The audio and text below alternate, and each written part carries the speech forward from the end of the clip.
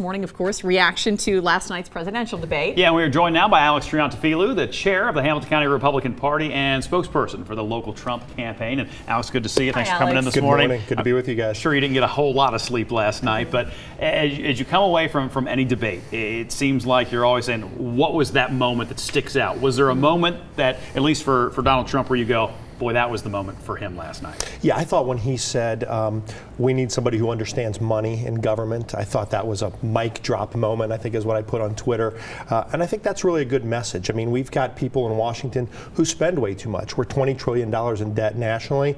And here's someone who has made a fortune. He made $650 million last year. When he talks about bringing that kind of fiscal thinking to government and to Washington, I think that's a good thing. What about the overall performance of Trump and Clinton? A lot of the pundits are saying they thought she looked more prepared last night. You hear that? Look, and I think a lot of us expected that because she's a career politician. You know, she's been doing this for 40 years. He's a business guy. I think his highlight moments were when he talked about his outsider status. I mean, he is different. If you want change in Washington, Donald Trump should be your candidate. So I think you know, the expectations for him relatively low among those very same pundits, but I think he overperformed for sure. So the feel coming out of this thing was people who were Trump people before are still Trump people after. Those who were Clinton people before are Clinton people after. Did anybody move the needle for people who are still stuck and undecided? Yeah, I think that's yet to be seen with some of the polling, but I do agree with you. People go into these things rooting for their side, right? Yeah. For those very small, that very small group of people who are undecided, again, I think Donald Trump's message of being the outsider is what's going to ultimately sway them.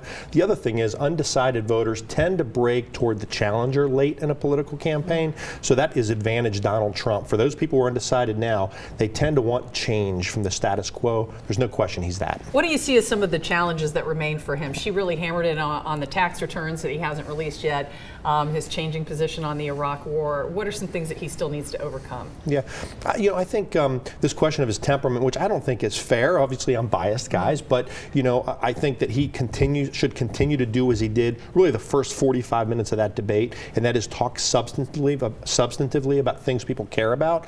I think he was very strong on immigration. I think he was very strong on the economy. I think he showed a command of the issues. He can do that. He's a very smart guy. Again, built a very successful business. So I think if he keeps doing that, all the polls are heading in his direction right now. He's moving in the right direction nationally. Again, he's the outsider challenger candidate in a year where people want change. So I think that's what has to happen. Do you think he took any steps back, though, maybe after that first 45 minutes when you know, the birther question came up and you know, call Sean Hannity and some references that came sort of late in the night?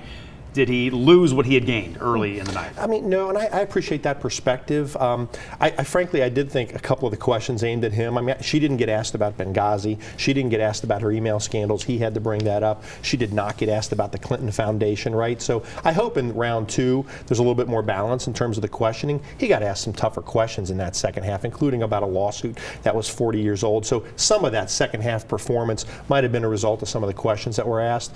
But again, I think that he displayed to everyone that he can go toe-to-toe with a career politician who has a history in Washington, and for that, that's a big win. And Ohio's still, you know, such an important state. I think we have like 10 seconds left. Is he moving the needle in Ohio? He's up in Ohio. If you look at the last couple objective polls, he's doing very well here. Right. Alex, thank you. Yeah, I know you're very, very busy. Thanks for taking time. I'm happy to do it. I have a feeling we'll be talking to you again. I enjoy it, guys.